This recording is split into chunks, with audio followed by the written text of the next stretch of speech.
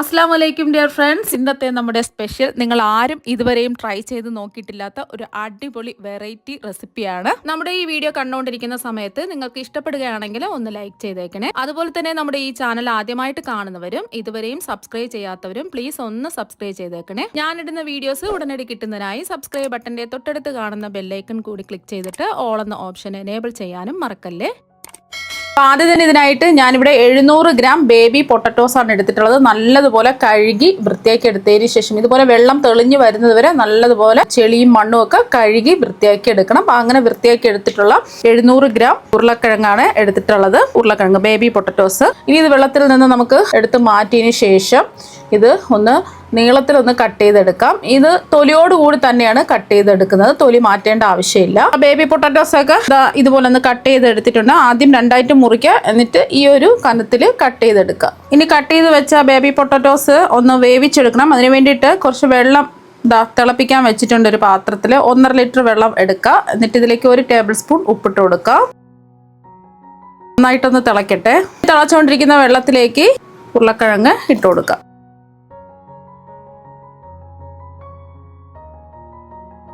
Medium flame വെച്ച് കൊടുക്കുക. ഒരുപാട് അങ്ങ് വെന്ത് കുഴയരുത്, ഒരു 80% മാത്രം വെന്ത് കിട്ടിയാൽ മതി. ഇതിപ്പോൾ വേവിക്കാൻ വെച്ചിട്ട് ഒരു 7 മിനിറ്റ് ആയിട്ടുണ്ട്. 80% ഇതാ വെന്ത് കിട്ടിയിട്ടുണ്ട്. ഇനി ഒരുപാടിട്ട് വേവിക്കരുത്, എന്നാൽ പിന്നെ വെന്ത് കുഴഞ്ഞു പോകും. ഇത് വെള്ളത്തിൽ നിന്ന് ഒരു പാത്രത്തിലേക്ക് ചൂട് മാറാൻ വേണ്ടിയിട്ട് മാറ്റി വെക്കാം. അതായത് വെള്ളത്തിൽ നിന്ന് ചൂട് മാറാൻ വേണ്ടിയിട്ട് വെള്ളമൊക്കെ മുഴുവനും മാറ്റിയതിന് ശേഷം ചൂട് മാറാൻ വേണ്ടിയിട്ട് ഒരു പ്ലേറ്റിലേക്ക് നിരത്തി വെച്ചിട്ടുണ്ട്. ഇതിന്റെ ചൂട് മാറട്ടെ. ഈ ഒരു സമയം കൊണ്ട് ഇനി വലിയൊരു പാത്രം എടുക്കുക. ഇതിലേക്ക് 2 കപ്പ് മുരിങ്ങയില നല്ലതുപോലെ കഴുകി വൃത്തിയാക്കി എടുത്തതിന് ശേഷം ചെറുതായിട്ട് ഒന്ന് കട്ട് ചെയ്തെടുത്തതാണ്. 2 കപ്പാണ് മുരിങ്ങയില എടുത്തിട്ട് അത് ചെറുതായിട്ട് ഒന്ന് കട്ട് ചെയ്തെടുത്തിട്ടുള്ളത്. ഈ ഒരു രീതിക്ക് കട്ട് ചെയ്തെടുക്കുക. ഇനി ഇതിലേക്ക് അതുപോലെ തന്നെ 2 കപ്പ് മല്ലിയിലയും കൂടി ഇട്ട് കൊടുക്കാം. അതും ചെറുതായിട്ട് കട്ട് ചെയ്ത് ചേർത്ത് കൊടുക്കാം.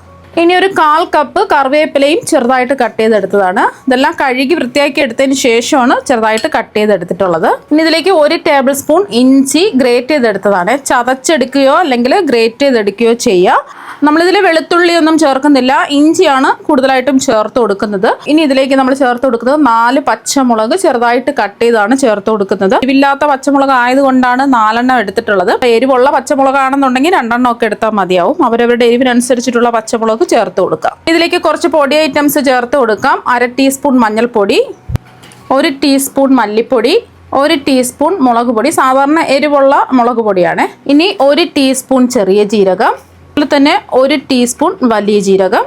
വലിയ ജീരകവും ചേർക്കുന്നുണ്ട്, ചെറിയ ജീരകവും ചേർക്കുന്നുണ്ട്. ഇനി ചേർത്ത് കൊടുക്കുന്നത് മുഴുവൻ മല്ലിയാണ്. 2 ടീസ്പൂൺ ചേർത്ത് കൊടുക്കാം. മല്ലിപ്പൊടിയും ചേർക്കുന്നുണ്ട്, മുഴുവൻ മല്ലിയും ചേർക്കുന്നുണ്ട്.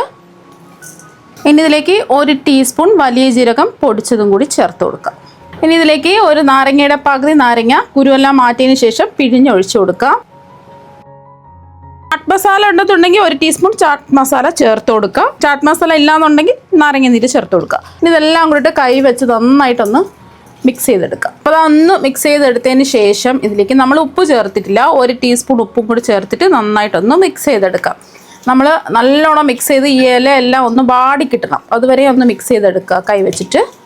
അപ്പോൾ നന്നായിട്ട് മിക്സ് ചെയ്ത് ഇലകളെല്ലാം വാടിയിട്ടുണ്ട്. നിങ്ങൾക്ക് ഇഷ്ടമുള്ള ഇലകളൊക്കെ ചേർത്ത് കൊടുക്കാവുന്നതാണ്. ഇതിലേക്ക് നമ്മൾ പുഴുങ്ങിയെടുത്ത് വെച്ചിരിക്കുന്ന ഉരുളക്കിഴങ്ങ് അതിൻ്റെ ചൂടൊക്കെ മാറിയിട്ടുണ്ട്, ഇതിലേക്ക് അങ്ങ് ചേർത്ത് കൊടുക്കാം.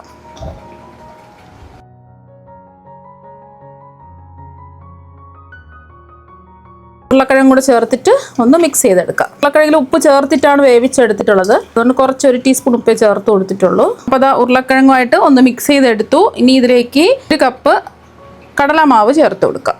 250 ml കപ്പിന് 1 കപ്പ് കടലമാവാണ് എടുത്തിട്ടുള്ളത്. അതുപോലെ തന്നെ നല്ലോണം മൊരിഞ്ഞ് ക്രിസ്പിയായി കിട്ടുന്നതിന് വേണ്ടിയിട്ട് നമ്മൾ ചേർത്ത് കൊടുക്കുന്നത് അരിപ്പൊടിയാണ്, വറുത്ത അരിപ്പൊടിയാണ്. ഒട്ടും തരിയൊന്നുമില്ലാത്ത ഇടിയപ്പം പത്തിരിക്കൊക്കെ എടുക്കുന്ന 3 ടേബിൾ സ്പൂൺ അരിപ്പൊടിയാണ് ചേർത്ത് കൊടുക്കുന്നത്. അരിപ്പൊടിക്ക് പകരമായിട്ട് നിങ്ങൾക്ക് മൈദ എടുക്കാം, അല്ലാന്നുണ്ടെങ്കിലും കോൺഫ്ലോർ എടുക്കാം, അരിപ്പൊടി എടുക്കാം. ഞാനിപ്പോൾ അരിപ്പൊടിയാണ് എടുത്തിട്ടുള്ളത്. നല്ലൊരു കളർ കിട്ടാൻ വേണ്ടിയിട്ട് 2 ടീസ്പൂൺ കശ്മീരി മുളക് പൊടിയും കൂടെ ചേർത്ത് കൊടുക്കാം. നമ്മൾ നേരത്തെ സാധാരണ എരിവുള്ള മുളക് പൊടി 1 ടീസ്പൂണാണ് ചേർത്ത് കൊടുത്തിട്ടുള്ളത്. കശ്മീരി മുളക് പൊടി നല്ലൊരു കളർ കിട്ടും. ഇനി നമുക്ക് നല്ലോണം ഇതൊന്ന് കുഴച്ചെടുക്കാം. ആവശ്യമെങ്കിൽ കുറച്ച് വെള്ളം തിളച്ചിട്ട് മിക്സ് ചെയ്തെടുക്കാം. ആദ്യം ഒന്ന് മിക്സ് ചെയ്ത് നോക്കാം. അപ്പോൾ അത് മിക്സ് ചെയ്തെടുത്തപ്പോൾ കുറച്ച് കട്ടിക്കല്ലേ ഇരിക്കുന്നത്, കുറച്ച് നനവ് വേണം. അപ്പോൾ അതിന് വേണ്ടിയിട്ട് കുറച്ച് വെള്ളം തളിച്ചു കൊടുക്കാം. ഒഴിക്കരുത്, കയ്യിൽ കുറച്ച് കുറച്ചായിട്ട് വെള്ളം തളിച്ചിട്ട് ഇതുപോലെ ഒന്ന് കുഴച്ചൊഴിച്ചെടുക്കാം.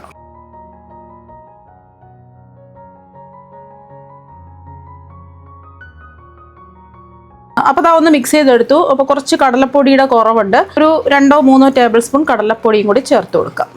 ഇനി ഇതിലേക്ക് ഒരു 2 ടേബിൾ സ്പൂൺ കടലമാവ് ചേർത്ത് കൊടുക്കാം.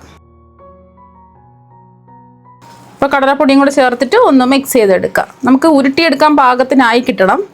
അപ്പോൾ അത് നന്നായിട്ട് മിക്സ് ചെയ്തെടുത്തിട്ടുണ്ട്.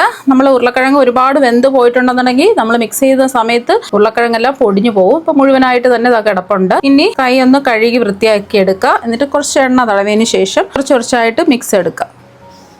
അപ്പോൾ ഈ ഒരു സമയം ഉപ്പൊക്കെ ഉണ്ടോ എന്ന് ചെക്ക് ചെയ്ത് നോക്കുക. ആവശ്യമെങ്കിൽ ഉപ്പ് ചേർത്ത് കൊടുക്കുക. ഞാനിപ്പോൾ കയ്യിൽ കുറച്ച് എണ്ണ തടവിയിട്ടുണ്ട്. കുറച്ചധികം മിക്സ് എടുക്കുക. നമ്മൾ പരിപ്പ് വടക്കൊക്കെ നമ്മൾ എടുക്കില്ല, അത്രയും വലുപ്പത്തിലാണ് ഇത് ചെയ്യുന്നത്. ഇതുപോലെ ഒന്ന് ഉരുട്ടിയെടുക്കുക. ഉരുട്ടിയെടുത്തതിന് ശേഷം കൈയിൻ്റെ മറുവശം വെച്ചിട്ട് ഒന്ന് നമുക്ക് ഷേപ്പ് ചെയ്തെടുക്കണം. ഒന്ന് പരത്തിയതിന് ശേഷം എല്ലാ വശവും ഒന്ന് ഷേപ്പ് ചെയ്തെടുക്കുക. അതുപോലെ ഒന്ന് പരത്തി എല്ലാ വശവും ഒരേ ഷേപ്പിലാക്കിയെടുക്കുക.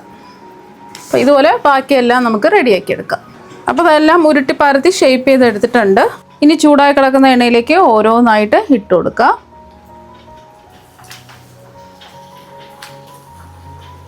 ഞാനിപ്പോൾ ഒരു 4 എണ്ണമാണ് ഇട്ട് കൊടുത്തിട്ടുള്ളത്. കുറേശ്ശെ ഇട്ട് കൊടുത്ത് ഫ്രൈ ചെയ്തെടുക്കും.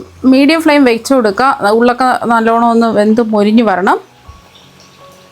ഒരു വശം മൊരിഞ്ഞ് വരുന്ന സമയത്ത് തിരിച്ചിട്ട് കൊടുക്കുക.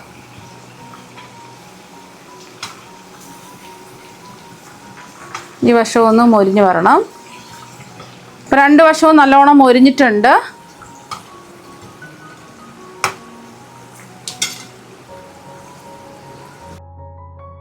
ഇനി ഇത് എണ്ണയിൽ നിന്നങ്ങ് കോരി മാറ്റാം.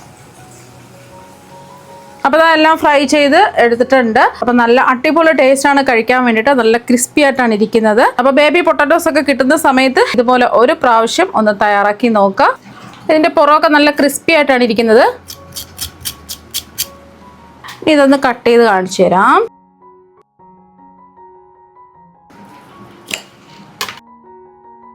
കണ്ടില്ലേ, അടിപൊളിയായിട്ട് അതാ വന്നിട്ടുണ്ട്. അപ്പം നിങ്ങൾ എന്തായാലും ഇതുപോലെ ഒരു പ്രാവശ്യം ഒന്ന് ട്രൈ ചെയ്ത് നോക്കുക. തീർച്ചയായും നിങ്ങൾക്ക് എല്ലാവർക്കും ഒരുപാട് ഇഷ്ടമാകും. അപ്പം നമുക്ക് മറ്റൊരു വെറൈറ്റി വീഡിയോ ആയിട്ട് വീണ്ടും കാണാം. താങ്ക്